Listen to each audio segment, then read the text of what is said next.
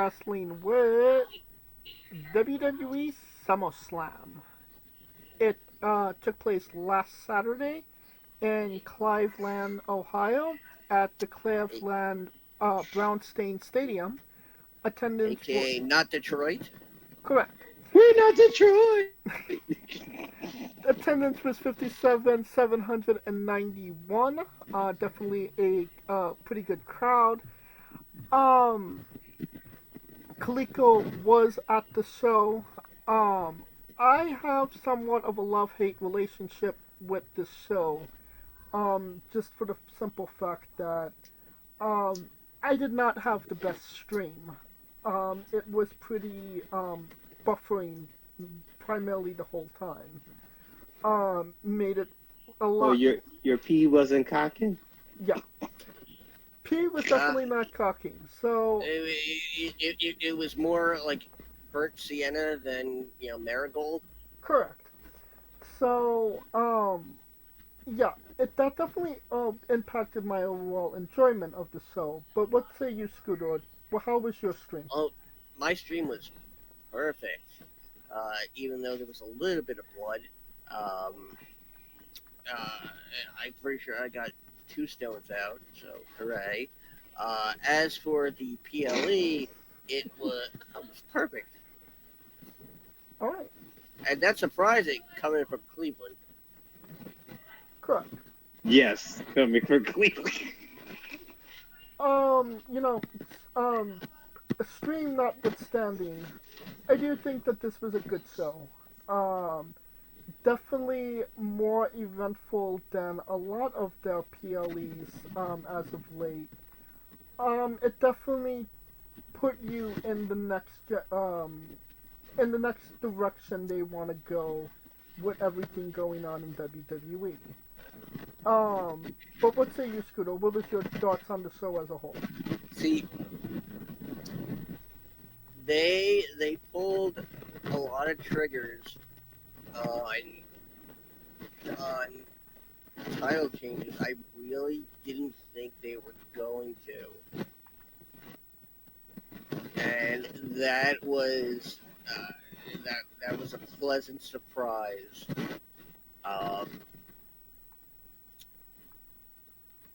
And I'll bring this up when we get to the specific match. But this was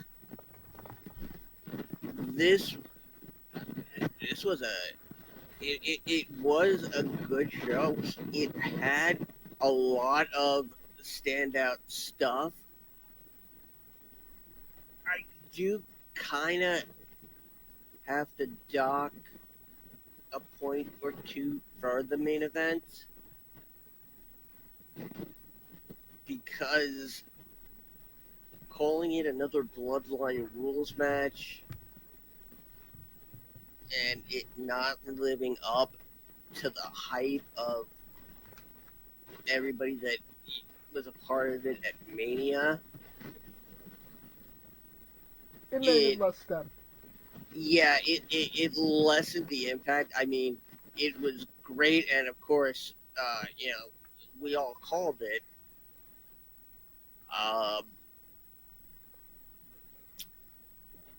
But it was great to see, and I think, I think the return was done quite perfectly. I have to say, it's in the order this might be, but I don't think I ever will see Solo as somebody who should be doing it for anytime soon. What say you, Kaliko? I mean, my stream was perfect. I mean, God, it was crystal clear. You were fucking there. Oh gosh. Yeah, well, I you know who else was there? Rob Feinstein. now before I start, I'm just gonna say this. Before I give my opinion, I just want to say this one thing. Cleveland, I love you. I love you to death. It was good. This is coming from my heart. Y'all were good. But if y'all shut that fucking city down at 10 o'clock ever again on a Thursday night, I will cuss everyone out there, dog. It was horrible. Horrible. It was horrible. Cleveland was horrible. The city was done at 9:30. I went to try to find something to eat. Bro, I had to drive to a hole-in-the-wall barbecue spot at 3 in the morning. Get your shit together, Cleveland. If Google says you're open to 1, stay open to 1, goddamn. Maybe you don't need it 3 in the morning. All right, well, that was Now. Kaliko's meltdown portion of the show. Now, Kaliko's and for WWE, don't you fucking ever plan this shit during the NFL Hall of Fame week, because it was a bitch leaving Cleveland. I'm talking about, I thought I was leaving Las Vegas the way fucking it was leaving Cleveland. Everybody trying to hop out of Cleveland. But anywho's, okay. Rant over. Got that out the way.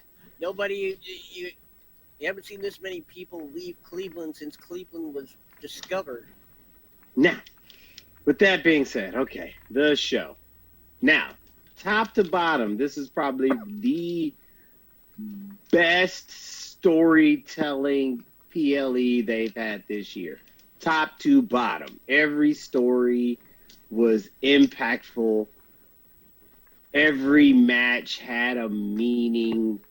There wasn't duds. The drama was through the roof. Oh yeah. And when people say, like, and this is my AEW detractors, when the story is good in wrestling, it's the best. It was just like, holy shit. Like, it was, my voice is still fucked up from a week. That's how much I was yelling. Like, oh, god damn. But storytelling, as far as like the ring storytelling, was top to bottom, top notch. Probably the best one they had this year. I think this was better than 40, personally. And the only reason I say that is because it was concise, it was condensed, and it got to the point. I agree with that. Alright, let's get into it. Liv Morgan defeated Rhea Ripley to retain the WWE Women's World Championship and win the Heart of Dominic Mysterio in 15 minutes and 55 seconds. All right, I have to put the answers here. Raw is Women's World Champion. SmackDown is WWE Women's Champion. That's why I said Women's World Championship. You said WWE Women's World Champion. WWE Women's... Well, it's the WWE brand. He said, get it right, motherfucker.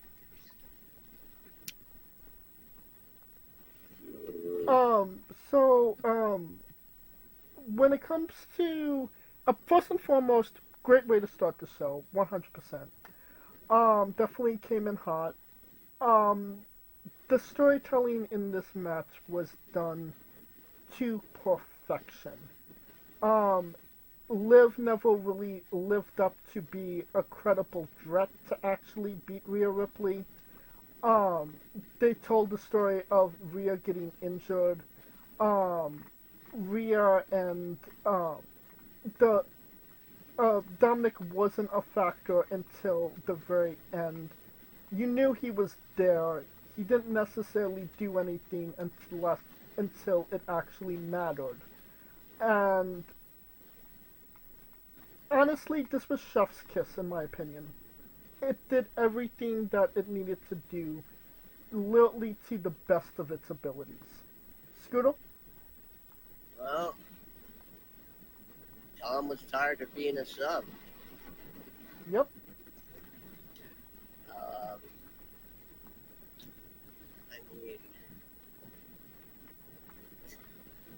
I mean, does this guy always have two chicks fighting over it?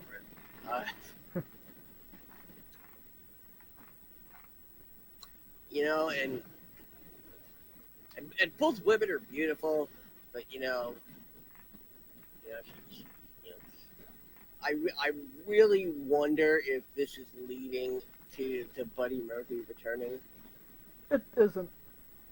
And even if it did, like, literally nobody would care. I mean, if they posted more pictures of his head on Rhea's ass, they would. Ugh.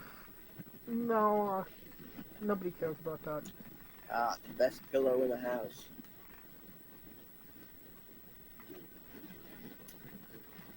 Right, is that I your... mean, and I gotta...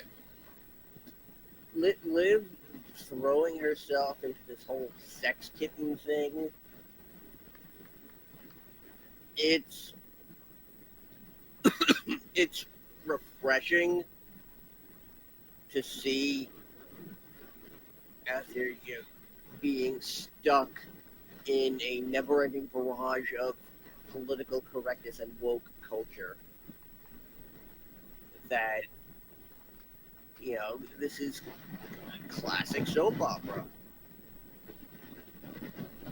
Like, she's a very, very attractive woman, and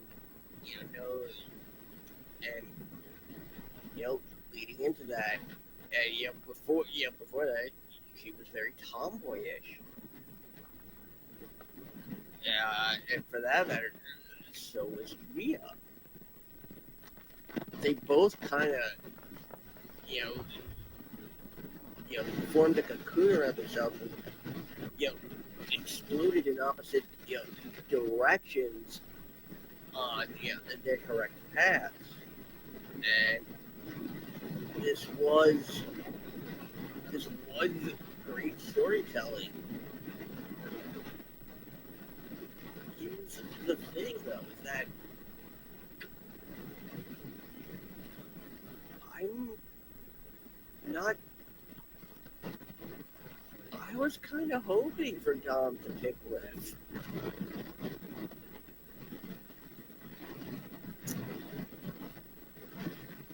And maybe that says some weird, twisted shit about me, but you know what? Hey, I know one girl from Jersey who got a mustache ride that night. Collector, your thoughts on the match? Well, to me, this match started what I called the karma is a bitch night. Because at first I started to feel bad for Rhea until I realized who was beating Dom's ass the whole time when he was with his dad. Well, yeah, but that's how she attracted him. But that's my thing. I think it was a karma in the sense that, yeah, he did it. He joined. But now he got a girl that wants him and gets him what he wants. The chicken nuggies. You know what I'm saying? No. Tendies. Tendies, nuggies, they're the same damn thing. One's just not chopped in bits. Get out of town. But anyways, it was just karma is a bitch night. Because that, even though Dom joined, that was never atoned for. And that receipt came in heavy. It wasn't even a receipt. It was a fucking invoice for Rhea. And when I say when they had that kiss on the Jumbotron, it was like, whoa. And I think Dominic Mysterio did something that I've never seen in my life. Slipper the tongue? No, a heel turn, a heel performing a heel turn. Well, Considering, most of them, They hated him when he walked in. How the hell could you hate him more? They made him hate him more when he left. I was like, God damn. considering that, Some goat shit. That's some goat shit from Dom. Come on, man. that Liv walked out with more of the mustache than Dom had. You always say, Kaliko, why did this person turn heel? And Liv Morgan said 2 weeks before, the revenge tour is complete at SummerSlam when I win the championship. And it just shows you that she did everything she said she would.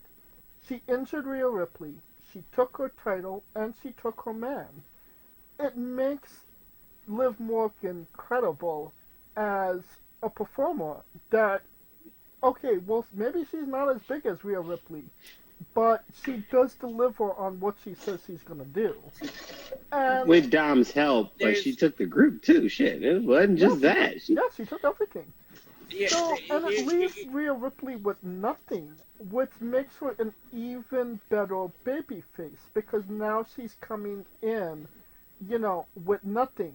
So she has everything to gain going forward.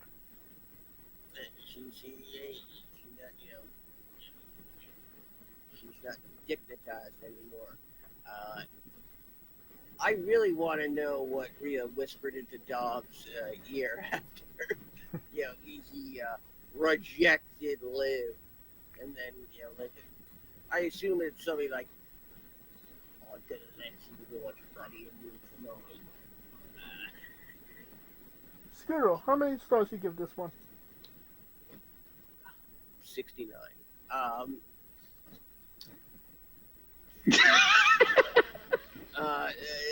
The match itself, the match itself, 3.5. I will bump it to 4 for great storytelling.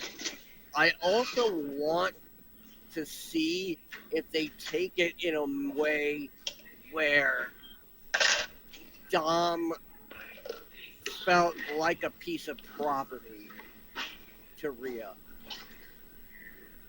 Well, there was... Yeah, I mean, like, again, when you're in a Dom sub relationship with a guy whose literal name is Dom, and you make him the sub, you make him the bottom bitch,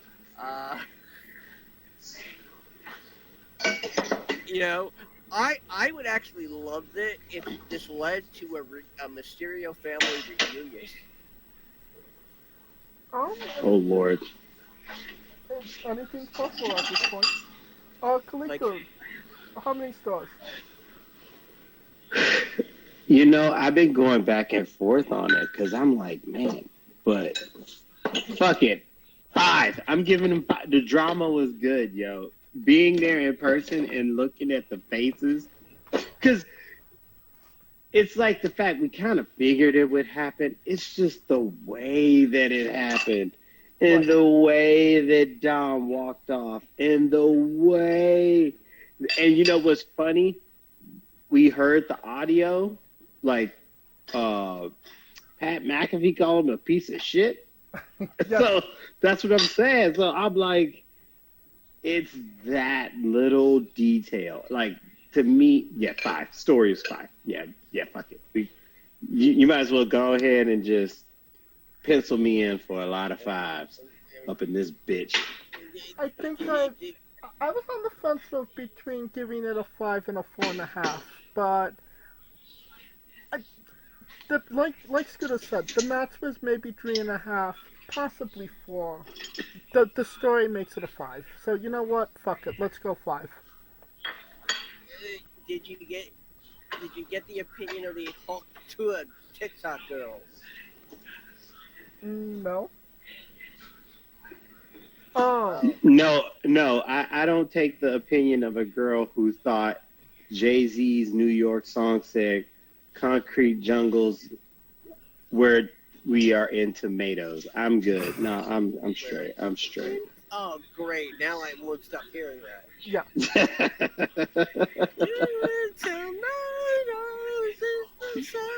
Oh, great. Braun Breaker defeated Sami Zayn to capture the WWE Intercontinental Championship in 5 minutes 40 seconds. Not a bad match, maybe not as good as their Money in the Bank match. But it did what it needed to do, and that was give Braun Breaker a nod at a big event. Scooter, your thoughts? Uh, they are running um apparently somebody, Jesus, no, take time.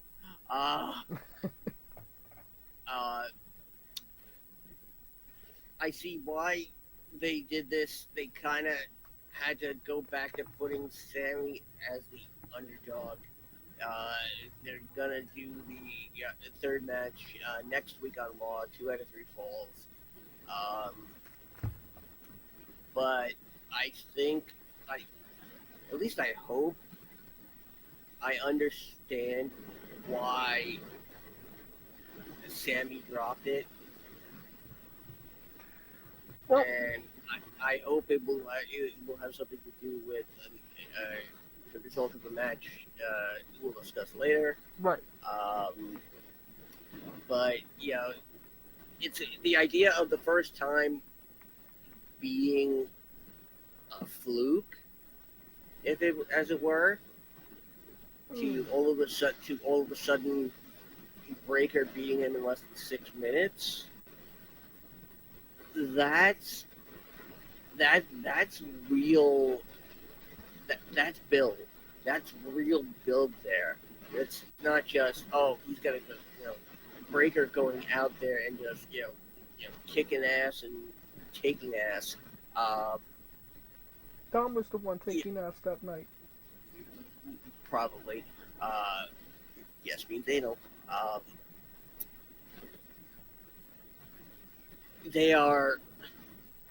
They're being very smart with how they're pushing Braun. And they're not turning him into an unstoppable machine like Goldberg was. It shows that he might be he might be a badass, he might be Bulldog Jr., but he's still vulnerable and can still lose. Right.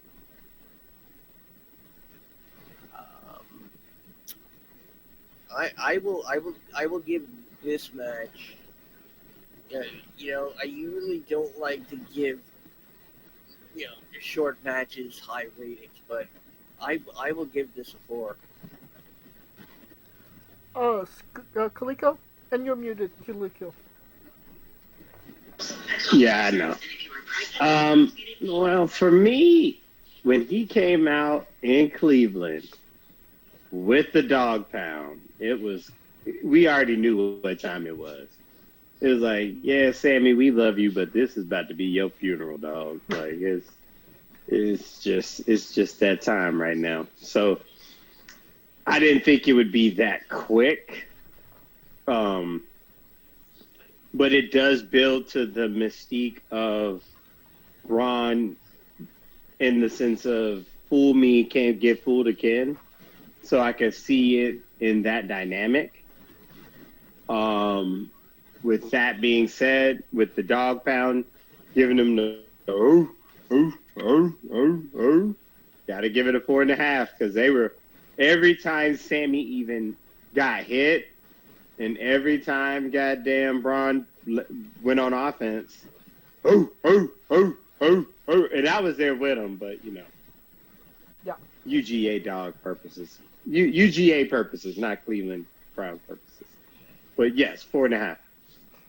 I think that the match was only cut short due to time constraints. I don't see it was for storyline purposes, my opinion only.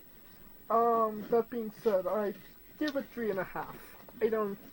It was a solid match. It was a solid match after, Liv and Rhea. It did what it had to do. They understood the assignment. Alright, LA Knight defeated Logan Paul, to capture the WWE United States Championship in 12 minutes. This match was fire from the beginning. LA Knight came out in the Prime truck. Logan Paul came out with Machine Gun Kelly for some reason. Had the crowd going from start to finish.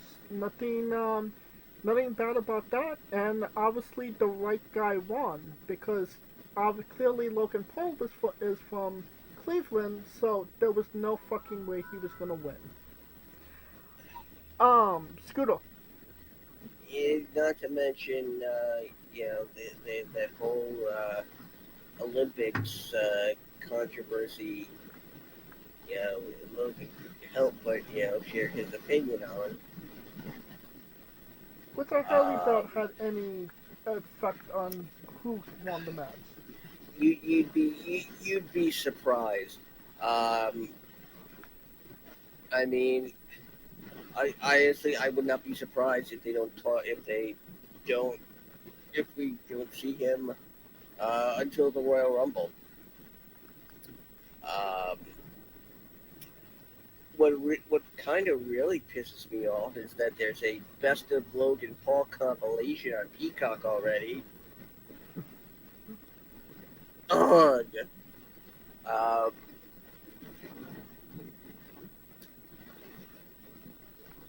That being said, it was Knight's time. It was Knight's time as much as it was Braun Breaker's time.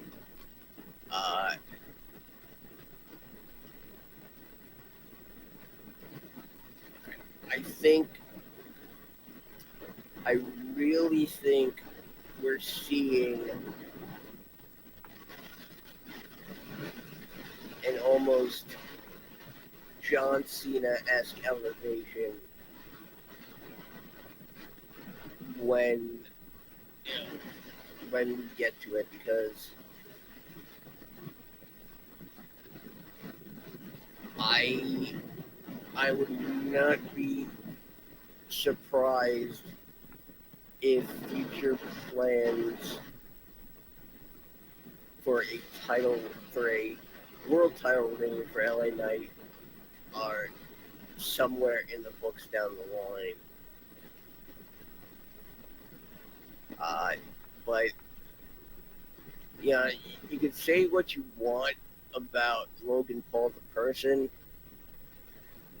Logan Paul, the pro wrestler,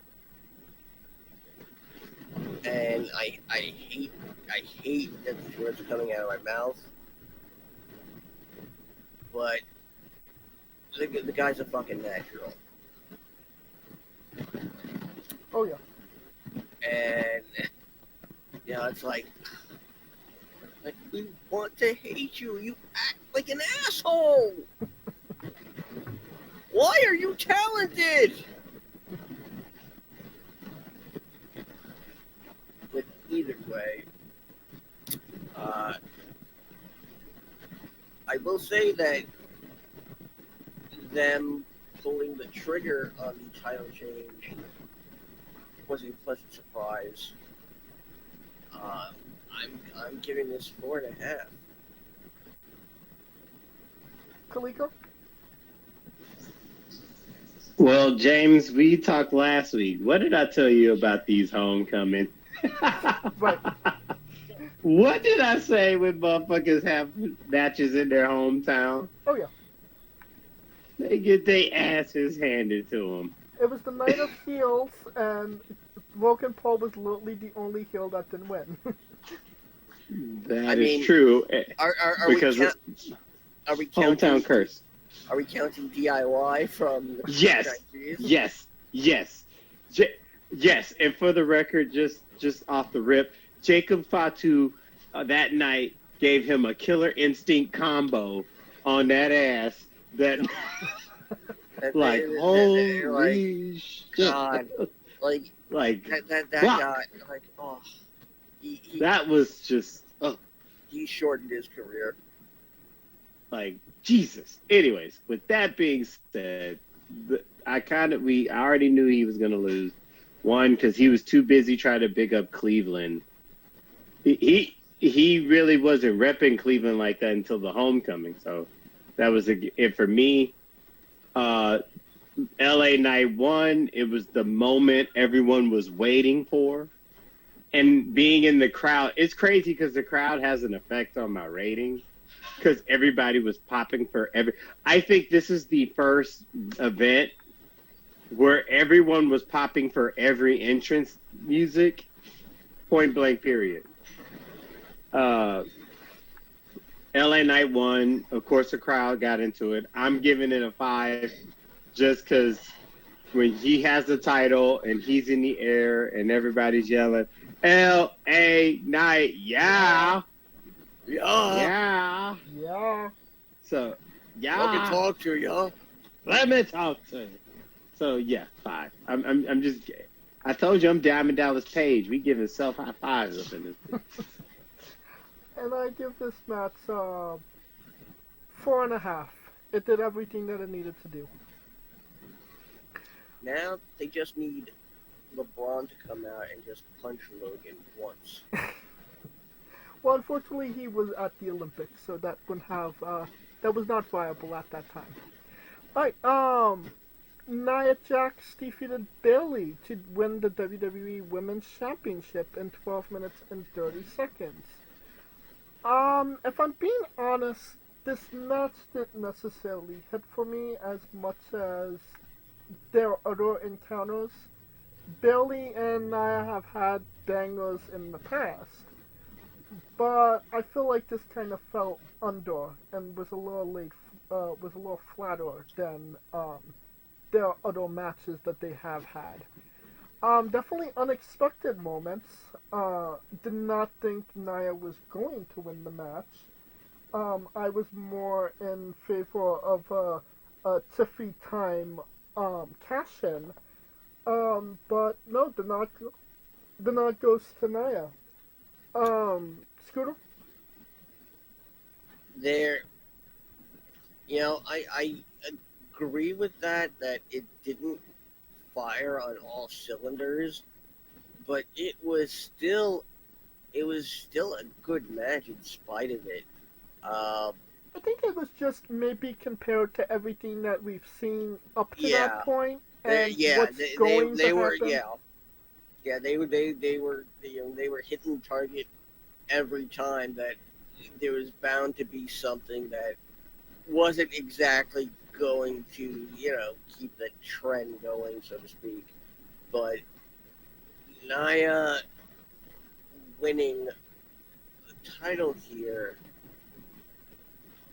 brings validation back to winning the Queen of the Ring. Which only goes back to Zelina Vega. So it means something now. If Bayley had won, this would have just been another okay. We're waiting for Tiffany to cash in. I love the fact that she's now Princess Tiffany. That Tiffany is so afraid to cash in on Nia, which I think we are seeing a natural evolution of Tiffany Stratton into a babyface, which is very odd to say because she plays a heel so well. And people actually like her as a heel as well. It's what got Yeah. her over in the first place.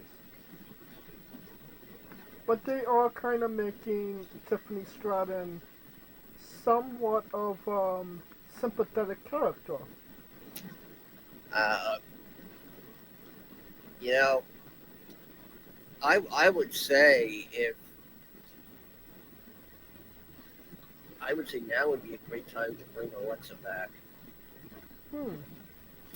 Uh, and maybe try and make her the voice in Tiffany's ear, saying if somebody like her can cash in on Nia, she can too. Hmm. But that's right, because Alexa was the one that cast in on Nia the first time around. Mm-hmm. So, I will. I'm again. This is another match that its storytelling elevated it. Maybe not as much as the matches before it, but it still benefited. So I would say 3.5 for the match overall, but the story overall brings it to a 4 for me. Kaliko? I would say this match, it was the story, and when that it's Tiffy time hit, everybody was like, what? Because the thought process everybody was thinking was from the last King of the Ring, right? Like, or the last Money in the Bank when Drew cashed in and made it a triple threat. Right. So the story was that it made it a decoy more so than anything. So the right person won, and I agree with Scooter in the sense that when you're bringing back the King and Queen of the Ring and to have a title match, you have to start off with the first person winning it for that title. Otherwise, people wouldn't take it as seriously. So I'm glad that Nia got the win. It furthers the storyline and the beef between them two. So storyline wise, it's a 4.5 for me. Bailey picking up Nia's ass like that to drop a power bomb. Yeah. Highlight of the match. Definitely agree with you there. I feel like this story wasn't as developed as everything else on the show. I feel like we're just kind of getting into the story that they're trying to tell. Where everything was kind of at its peak. Like I said, not their best match, so I'm gonna give it 3.5. Alright, then we have a singles match with Seth freaking Rollins as the special guest referee. Drew McIntyre defeated CM Punk in 17 minutes. When you have a blow-off match that is literally the first match that they have, and it's this explosive before they even touch. Yeah, this was fire, and it had every right to be that way. They could have screwed it up. They 100% did not. This was everything it needed to be, and then some. It was the perfect storytelling by all Dream Men. Everybody was making the comparison. Oh, this is like 97. Punk even wore Bret Hart gear. And Seth, teased hitting Punk with the chair. Obviously not the same effect, but it was, we see where you are coming from, and we're going to give you a taste of that, but it's not going to be that way. And Drew getting his comeuppance, finally getting that taste of revenge, this hit on every cylinder. Perfect 10s across the board, in every aspect. Scooter?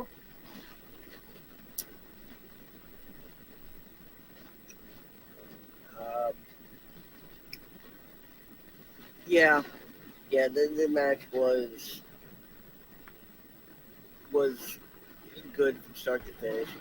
Anybody who still doubts CM Punk, uh, the naysayers, I think, can rest their voices for the time being.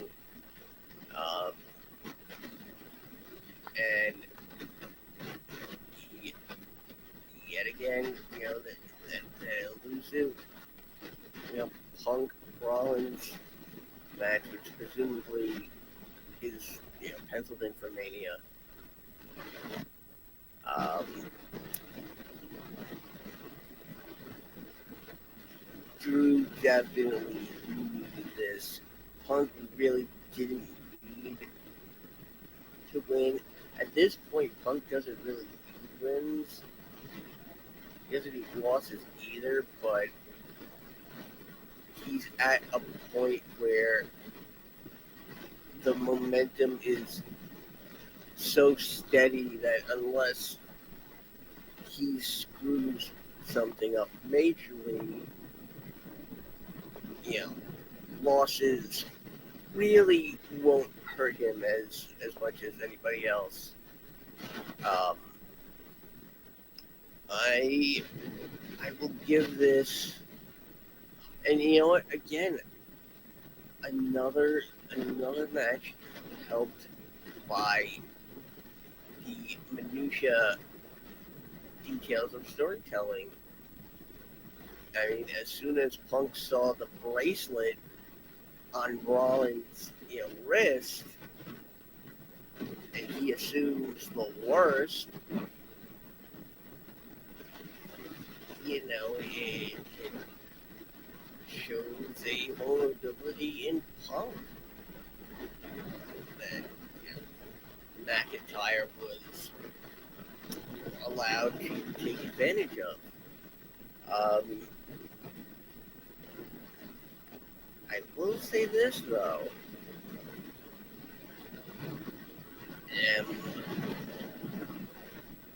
Am I crazy for wanting to see both Becky and AJ involved in this next phase of Lions? Yeah, that definitely that is what they got going on, in my opinion. I'll give the match 4.5. Kaliko. I sentiment everyone's echoes with the 97 SummerSlam Brett Shawn Taker thing. Drew McIntyre had some ring gear with a nod to Taker. Fun story time real quick. Just a little sidebar. So I went and met Drew McIntyre along with Bailey. They had a meet and greet. And the first thing that I asked him was, dude, you can be one petty MFer. You know that? He looked at me dead serious face and was like, I am not petty. I am justified. I was like, oh, shit. I was the straightest of faces. He was like, I am not petty. I am justified. To the point that I had a friend, he went with me. He bought a CM Punk jacket. And at the time they were telling us no autographs. Drew McIntyre took a break from the line, walked to my friend, signed his jacket, and wrote, "Fuck CM Punk, you cunt," on the jacket. God. Wow. I was like, he really don't like this motherfucker. He really, Well, like, they really don't like this dude. Well, we kind of have to take into account the fact that Drew McIntyre one of the people in this latest Feinstein division. Because he was one of the people that took a picture with Bob Feinstein. I can barely hear you, Scooter. Oh, I can hear you. hello. I can hear you now. McIntyre was one of the few people that took a picture with Rob Feinstein. I'm not explaining Rob Feinstein. You can look him up for yourself. Listener beware. And as soon as Punk sees the pic, he calls McIntyre out on it. So, I mean, keep in mind that, you know, LA Knight and Bianca also had, pictures with Rob Feinstein. So,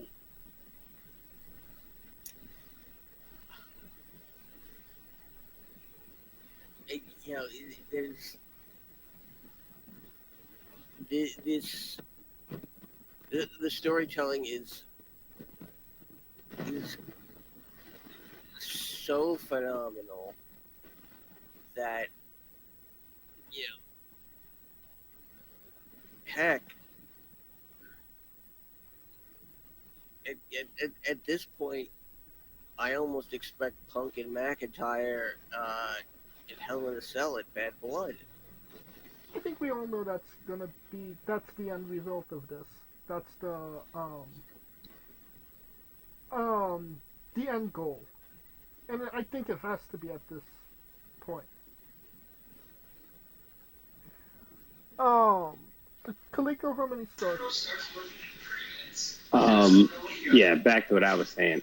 I personally think this story, just like in '97 when Vince McMahon said Brett screwed Brett, Punk screwed Punk. His ego got the best of him. That was the storyline, because he had him beat dead to rights, and the moment he saw Seth wearing the bracelet, he just couldn't take it. So it's a great storytelling in the sense that his ego took a hit. It was his ego that cost him the match in the storyline. Seth played it perfectly well. I give it a 5. This story, for this to be the first match, and this was the match that me personally I was most invested in. It was everything and more, because this was Punk's first match in 10 years since SummerSlam. Like, his last singles match was literally like in the big marquee was SummerSlam. So yeah, it meant a lot to me. And also after the match, CM Punk gives a thumbs up, goes in the crowd and hugs none other than Stephanie McMahon. Wow. Interesting. Interesting indeed.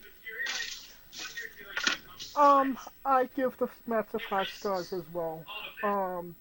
Storytelling at its finest. Just as good, if not better, than Rhea Ripley, Liv Morgan. Alright, let's get to Gunther defeating Damian Priest by technical submission to capture the World Heavyweight Championship. The match itself, big man slapping me. Great fucking, just intense beating the hell out of each other. They obviously had their own story attached to this. Gunther calling Priest street trash. And you felt all of that with every hit. And I mean, when was the last time you saw Gunther get his chest busted open? That was definitely a moment.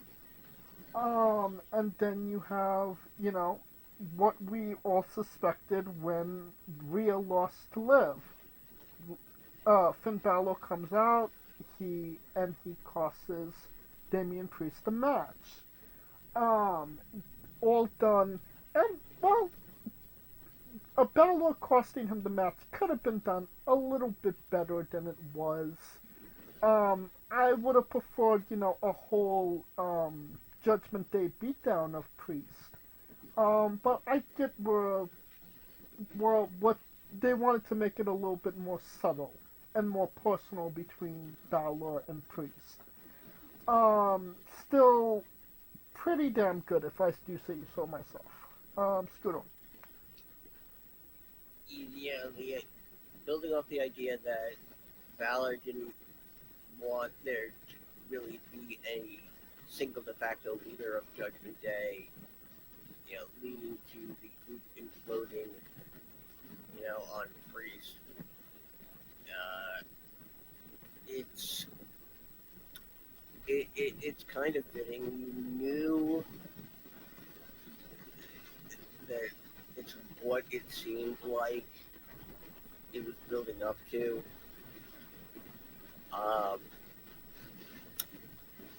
I really was genuinely shocked that they actually had Valor to do this. I'm even more shocked that they actually pulled the trigger on Gunther. Because this is going to be a very, very interesting title reign for him. And as I mentioned before, Gunther,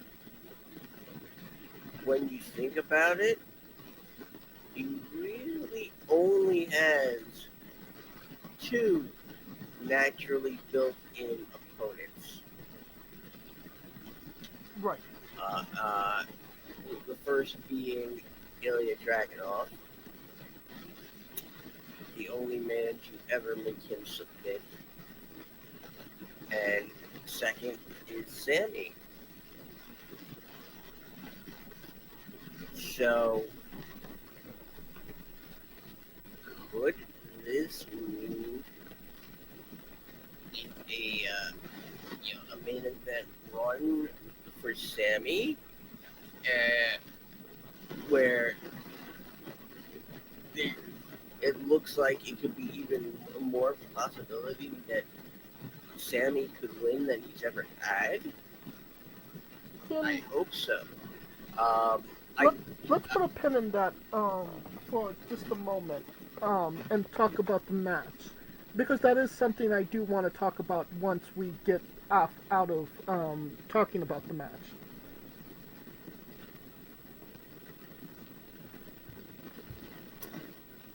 Scooter? Well, now I'm kind of hoping that with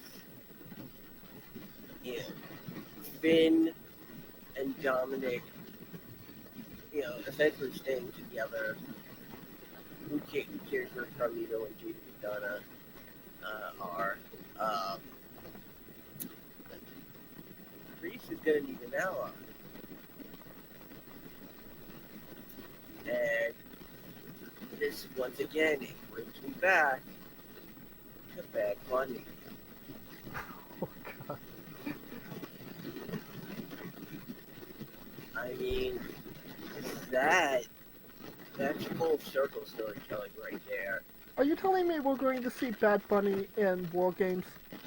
No, I'm saying Bad Bunny and Damian Priest against Finn and Dominic. Okay. War Games is bloodline. That I don't think you're wrong on.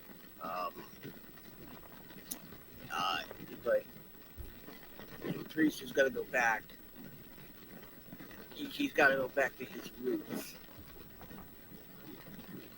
And I would not be surprised if that led him, back to, Bad Bunny. That would make sense.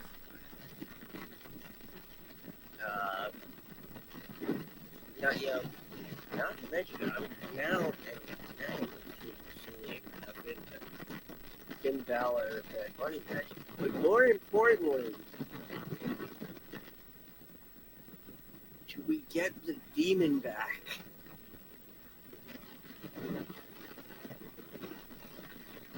I don't think so. He's made it very clear that he doesn't want to do that gimmick anymore. Yeah.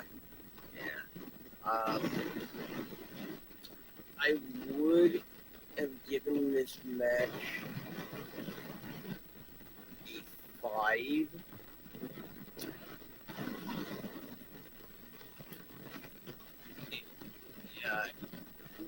Gunther winning it like he did, and also I can't overlook that placement botch where Damien literally had to roll Gunther to the ropes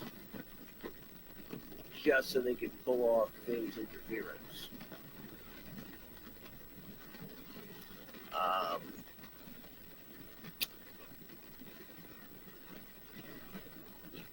Will this come back to reveal that whole screwed up count from Money in the Bank was actually planning from Finn and Dominic? Maybe. There's a lot of ways for this to go. I don't think Damien should be going into a rematch, invoking his title clause, because now he won't be the odds-on favorite. What say you, Kaliko? I mean, well, now his issue is with the Judgment Day, or what the new reincarnation of it is. The match itself was solid. I think the weekend, like, I look at this storytelling from a weekend standpoint because they had the Damian Priest screening in Cleveland for his documentary. And afterwards, they were doing the Q&A, and guess who decides to show up to interrupt the Q&A? Gunther. So I'm looking at it from that standpoint of what happened, tying all of that in, along with the Finn turn. The Finn turn was karma at its finest because of the simple fact that, Damien cost him last year. So karma's a bitch, yo. Like, this shit ain't no joke. So it's like you kind of feel bad for him, but you don't, because when they showed the picture, you're like, see, and now it's the point of like, is your action justifiable? And in Finn's case, you can make the argument that it is. And with that being said, storyline-wise, it's a 5. Perfect 5. It was a 5, just the way it happened. And after the match, Damian Priest was looking up at the replay, so it just like gained even more empathy for him. Yeah, the storytelling was perfect even after the match. So 5. I give it 4.5. I feel like the Finn turn could have been done a little bit better and a little bit smoothly. Better. It could have been a little more smoother than it actually came across. Other than that, I had no problem with it. I am just genuinely curious. How did you feel about Damian Priest's run as World Heavyweight Champion, Scooter?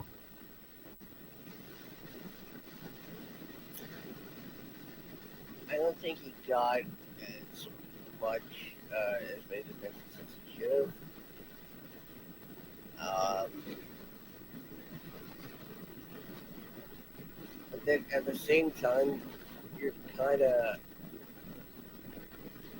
backed into a corner when you have these heel versus heel programs.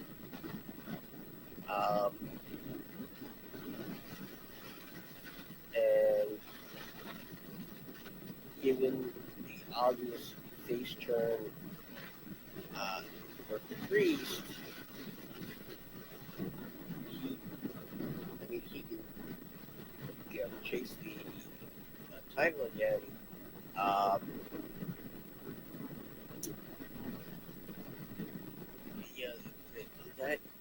That being said, I kind of do have a problem with Gunther's first defense, which will be in Berlin. And it's could be some SmackDown. Get some SmackDown. Right. Which makes me think that there's a trade about to be announced. Yeah.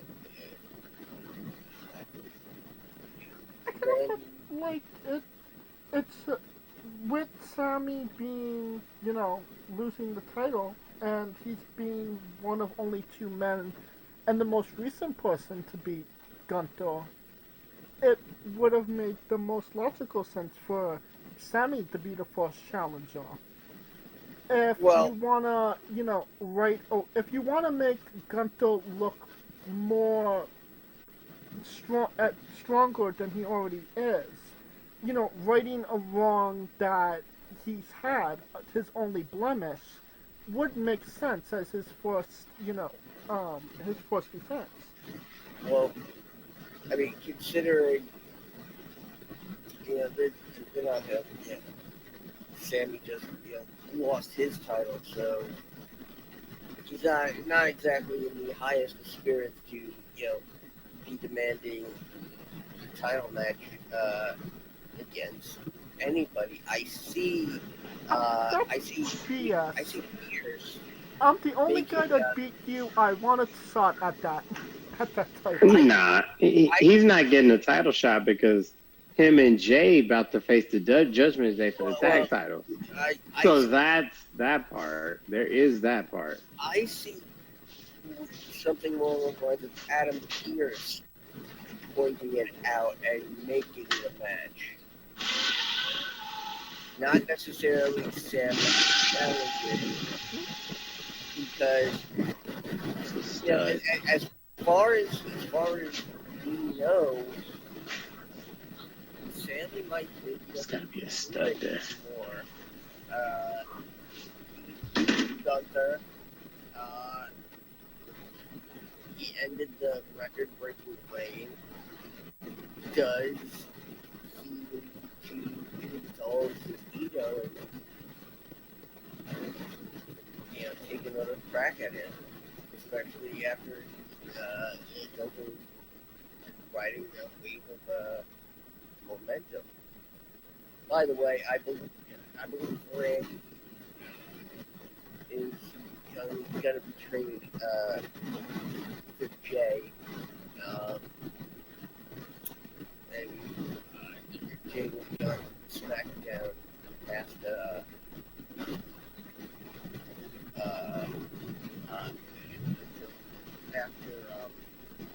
Survivor Series. So he can be part of the bloodline. Okay. What about you, Kaliko? What did you think of Damian Priest as the champion? Personally, I think it served its purpose, to be quite honest. And most people think like, oh my God, it wasn't lackluster. The point of him winning the title was for the fact that this needed to happen. That that betrayal needed to happen because Damian is looking at it as they need me more so than I need them, right? Right. So that standoffishness that comes with being a champion. And of course he slipped the tongue, but Finn wasn't buying it, and it cost him. So to me, his title run was solid. I mean, he won it at Mania over Drew. He beat Seth. He's had some formidable challenges. I just think right when he got to get in that groove with Gunther, that's when Finn turns on him. So it further develops him as a character, right? Because when you think about the Judgment Day from WrestleMania to now, they were in this weird dichotomy as they're a heel group, but they got two people that are getting cheered like a motherfucker. So you see what I'm saying? So the belt enhanced and endeared him to the crowd, right? Right. So that and that is where I think it was a success. Because keep in mind, he was always meant to be a face. Right. He just got lost in the sauce. I definitely don't think it was a great run. I do think that it was, the run was to get him to transition him to a face, which they successfully did.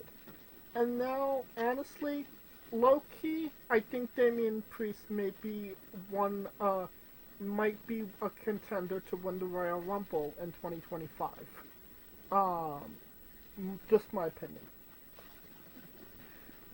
Alright, and that brings us to our last match. Cody Rhodes defeated Solo Sikoa and Bloodlines Rules match to retain the undisputed WWE Championship.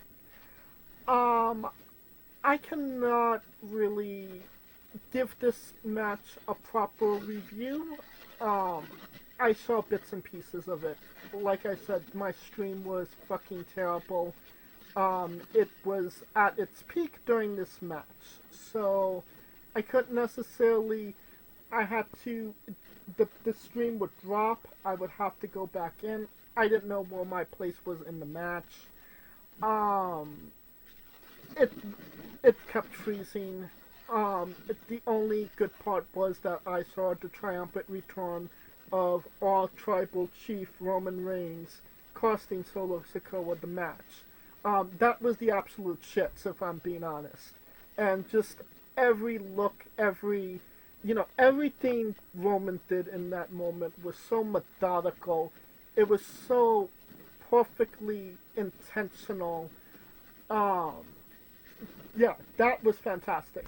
I couldn't necessarily tell you a lot about the match itself. Scooter. Again, the match itself was a little bit of a letdown.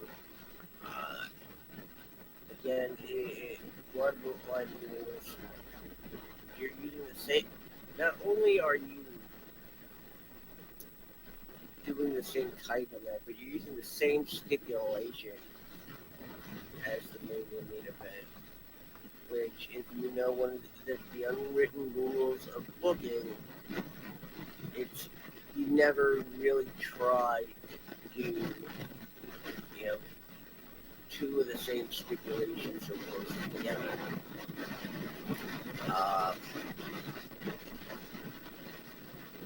I assume they made it that way so a few more people could think that maybe Solo had a chance. Solo never had a chance going into this. Yeah. It wasn't. It wasn't a clusterfuck of running, which was appreciated. Roman's return, enter, wreck shit, leave. Um, and the fact that he's looking back and he's coming to the realization that he just helped Cody win, which, you know, Roman's newfound understanding is, again, it's a welcome piece, and again, Roman gets the baby face turn without having to do a damn thing. Dominic was a heel that made a heel turn, and Roman was a heel that made a face turn without doing anything.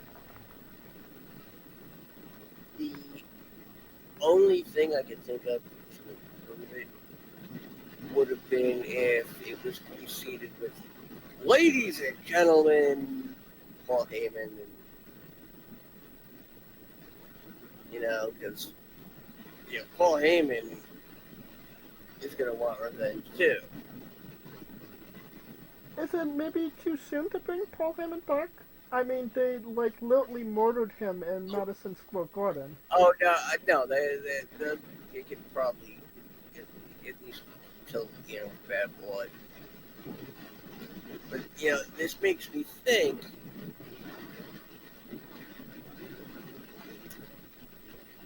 If they aren't putting,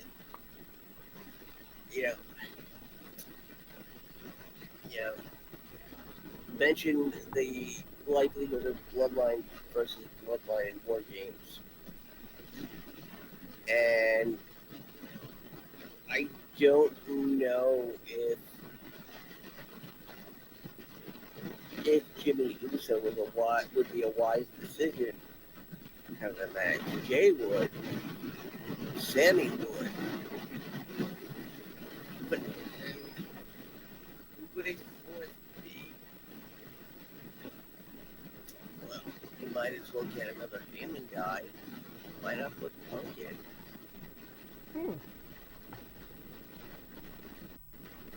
That might be something down the line.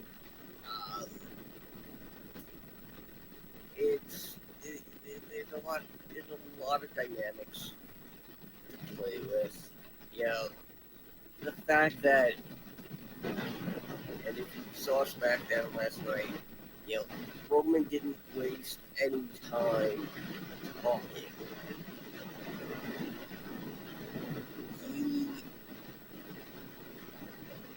It was almost as if he's saying, I'm gonna keep doing this until you learn your lesson, until you learn your place. And the fact that, Roman's new phrase is over the counter. I'm sorry, I meant original private as opposed to, extra crispy.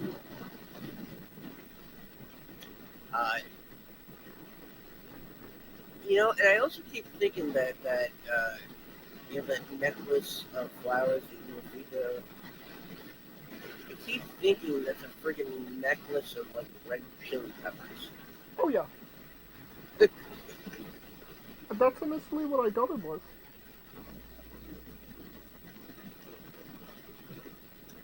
I mean, if compared to everything, looking at just this match, this one, Cody and Solo, I hate to say it, was the worst match of the night.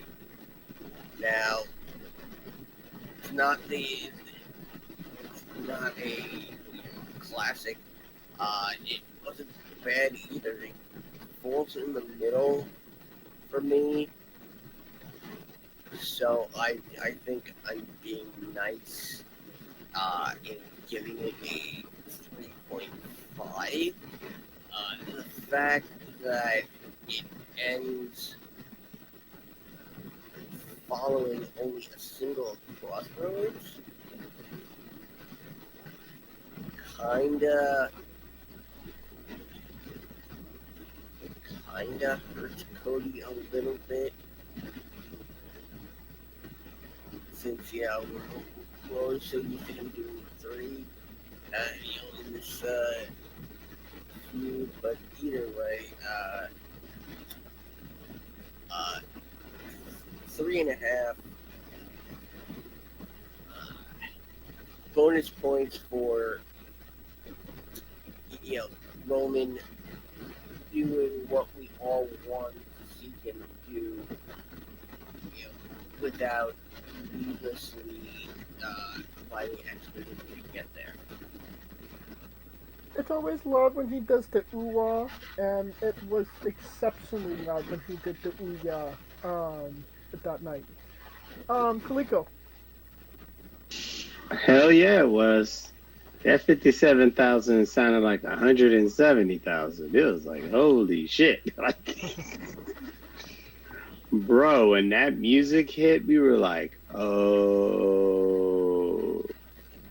I mean, to be fair, I didn't think he was coming. I thought it'd be Jimmy fucking it up. But if you were going to make that kind of an interference, it has to be the tribal chief.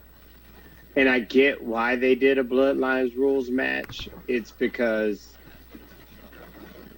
if you look at it from Solo's perspective, he was trying to do what Roman couldn't do, if that makes sense. Right. So that's why now the match itself, yeah, I get it. It wasn't like Mania, but the intent to show not only am I better, I'm gonna do something that he couldn't do, and that's beat you in the match that he set up, if that makes sense. No, I get it. So that's where I think what they were going to. The match itself, was it his best match? No, it's Cody carrying Solo, who really, I mean, he's probably like a year and a half or 2 from being in this position again, to be quite honest. But it did what it needed to do with the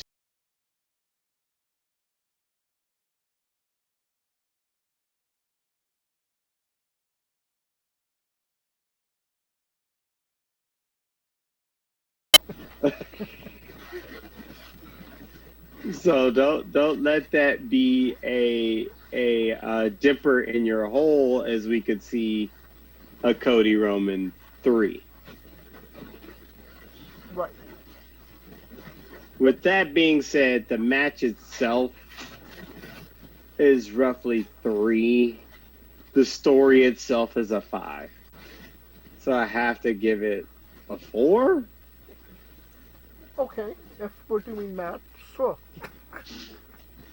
I mean, overall, it's the average of the two. I'm not going to rate the match, for the simple fact that I didn't see enough of it. I wouldn't want to necessarily give it a rating if I wasn't a fair, assumption. Bullshit! You never saw an AEW match and you call it drizzling shit, Smoke.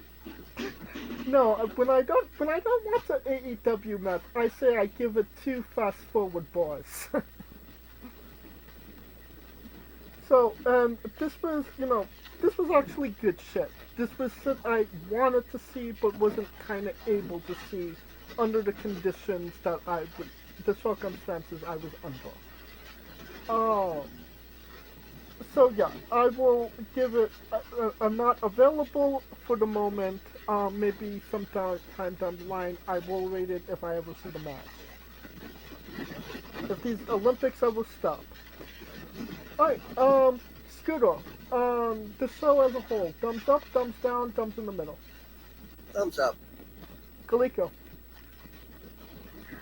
Show thumbs up, city thumbs down. Kaliko turning heel on Cleveland. Yeah, I give this thumbs up as well. Alright, that will conclude our coverage of SummerSlam 2024. in this episode as a whole. Of course, thank you for listening. If you like what we're doing, please like, subscribe, comment. But on YouTube and Castbox, this is sponsored by Rogue Energy and Player One Coffee. Join us this Tuesday as we interview Leon Safer, this Wednesday as we interview Lucy Ramon. Join us every Tuesday and Wednesday for new incredible interviews, and follow the show at Wrestling with E, both on Xthread and Twitter. Xthread and Instagram. Yeah, that's right. Follow me personally at JamesJ993. Where can we find Kaliko? Follow me at I am Kaliko, Kaliko Chronicles for SummerSlam coming soon. And where can we find Spittle? As always, find me on X at SpeedDust. Keep an eye out for social media for any upcoming news regarding For Kaliko Yachts and Scooter Dust, I'm James J, and this has been Wrestling with Entertainment.